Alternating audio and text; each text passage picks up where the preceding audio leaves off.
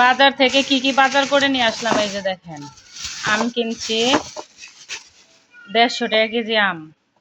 এই 5টা আম হচ্ছে 150 টাকা।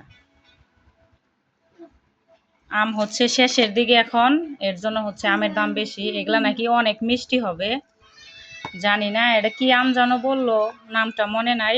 যাই হোক এগুলার প্রচুর দাম যেহেতু শেষের দিকে, এই কারণে। আর এইখানে হচ্ছে 200 টাকা কেজি সিম কিনছি। এই সিমগুলা হচ্ছে 200 টাকা কেজি। এখানে হচ্ছে 1 পা সিম কিনছি 50 টাকা দিয়ে। আর এই যে কাঁকরোল কিনছি এইখানে হচ্ছে 50 টাকা, সরি 60 টাকা কেজি কাঁকরোল, হাফ কেজি আনছি।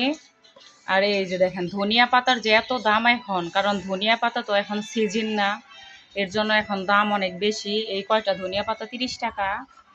সাথে আমি হচ্ছে পেপসোডেন্ট, ওয়াশরুমের সাবান, তারপরে সার্ফ এক্সেল, সবসময় আমি সার্ফ এক্সেল দিয়ে কাপড় ধুই, তার জন্য সার্ফ এক্সেল নিয়ে আসছি। আর এইখানে আমি আনছি চিংড়ি মাছ, এই যে চিংড়ি মাছ পুঁই শাক দিয়ে খাবো, তার কারণে চিংড়ি মাছ নিয়ে আসছি। আমাকে মাছের ভিতরে দিয়ে খাইতে চিংড়ি মাছটাই ভালো লাগে। আর আজকে 550 টাকা কেজি ইলিশ মাছ পাইছি, সেগুলো নিয়ে আসছি। এই যে দেখেন ইলিশ মাছ। তো এইখানে এই ইলিশটা মনে হয় ভালো হবে না, মানে একবারেই, ঠিক আছে। আর সবগুলা মোটামুটি ভালো আছে, 2টা ইলিশ ভালো ভালো লাগতেছে না আর কি। এই যে ইলিশটা অনেক ভালো আছে। যাই হোক এখানে ইলিশ মাছ, আগে বাসায় আমি পাঙ্গাস মাছ ভিজিয়ে থুয়ে গেছিলাম, যাই সানিয়া রান্না করব। তো এই মাছগুলো আমি হচ্ছে এখন কিনে নিয়ে আসলাম।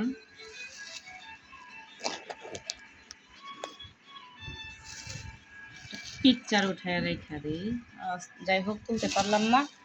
এখানে পেয়ারা কিনা নিয়ে আসছি আমি, এই যে পেয়ারার এটা নাই করলাম। এখানে হচ্ছে আমি 3 কেজি পেয়ারা কিনে নিয়ে আসছি। এখানে কাঁচামরিচ কিনে নিয়ে আসছি, এই যে কাঁচামরিচ আমার ফ্রিজে আছে। আর এখানে যে আমি লাল যে আলুগুলা, সেই আলুগুলা নিয়ে আসছি। এখানে 5 কেজি আলু নিয়ে আসছি আমি, 100 টাকা নিচ্ছে, আলুর দামটা কম পাইছি তাই 5 কেজি নিয়ে আসছি। যে কথায় আছে না, বাঙালি সস্তা পাইলে বস্তা বুঝাই করে, তো সেরকম হয়েছে। আর এটা হচ্ছে আমি 2টা কুশাইল নিয়ে আসছি, আমার মেয়ে অনেক কান্নাকাটি করছে সেদিন খাওয়ার জন্য, তাই। আর এইখানে এই যে পুঁই শাক নিয়ে আসছি, এই পুঁই শাকটির দাম হচ্ছে 40 টাকা। এটি হচ্ছে চিংড়ি মাছ দিয়ে রান্না করে খাবো, তার জন্য হচ্ছে নিয়ে আসছি আমি।